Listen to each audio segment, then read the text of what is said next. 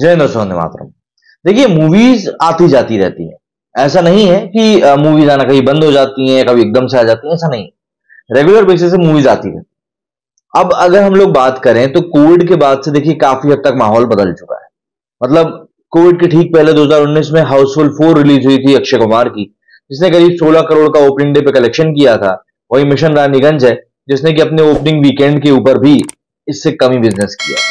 तो जाहिर सी बात है, काफी हद तक चीजें बदल गई।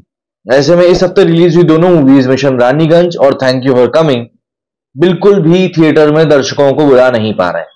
थैंक यू फॉर कमिंग जितने भी दर्शक उसको देखने के लिए पहुंच रहे हैं, उनमें से आधे तो इस मूवी को गाली देते हुए ही बाहर आ रहे हैं।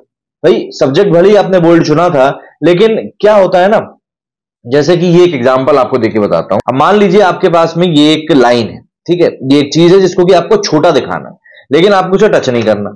तब आप क्या करेंगे, आप उसके बाजू में एक बड़ी चीज लाके रख देंगे, ये अपने आप छोटा दिखने लगेगा। तो कुछ ऐसा ही इस समय thank you for coming type की मूवीज बनाकर आदमियों के साथ में किया जा रहा है।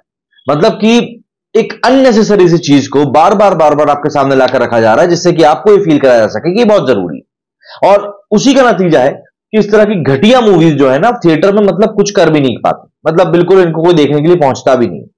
थैंक यू फॉर कमिंग का बजट 45 करोड़ रुपए बताया जा रहा है। मुझे समझ में नहीं आ रहा है कि 45 करोड़ रुपए आखिर खर्च कहां किए गए हैं, क्योंकि इन लोगों को तो मुझे लगता भी नहीं कि ऐसा मूवी बनाने के लिए पैसों की भी जरूरत पड़ती होगी।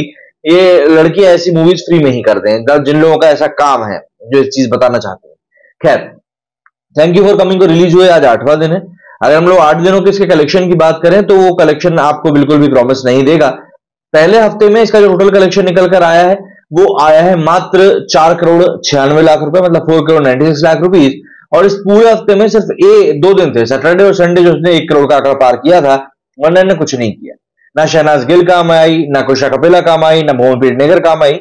मूवी पिट गई। और बजट है इस मूवी का 45 करोड़ रुपए। सबसे अहम बात तो यही।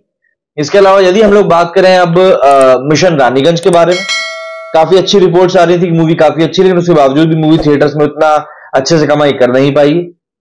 इसका पहले हफ्ते का जो कलेक्शन गया है वो 20 करोड़ रुपए गया है। और वहीं आज का जो इसका कलेक्शन है, बताया जा रहा है कि 2.5 करोड़ रुपए कलेक्शन में निकालेगी। और टोटल इसका कलेक्शन पहुंच रहा है 20 करोड़ के आसपास, 20.8 20.21 के आसपास का कलेक्शन पहुंचेगा। तो ऐसे में मिशन रानीगंज और थैंक यू फॉर कमिंग, ये दोनों ही मूवीज अपने बजट के अनुरूप फिलहाल प्रदर्शन नहीं कर पा रही। मिशन रानीगंज फिर भी थोड़ा ठीक ठाक कलेक्शन निकाल रही है, और शायद ओटीटी रिलीज में भी इसको अच्छा खासा पैसा मिल जाएगा।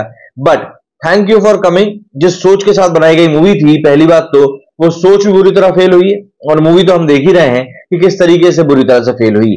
अब यहां पर मेकर्स को शायद बैठकर सोचना पड़ेगा कि भाई आखिर आप कब मूवी बना रहे हो तो उसके टॉपिक को आप किस तरीके से डिसाइड करोगे, क्योंकि यहां पर तो सिर्फ चीजें बद से बदतर ही हो रही हैं और कुछ भी नहीं हो रहा है। क्या कहना है आप लोगों का इस बारे में, कमेंट करके जरूर बताइएगा। मेरे सुनिए फिलहाल उतना ही। जय हिंद।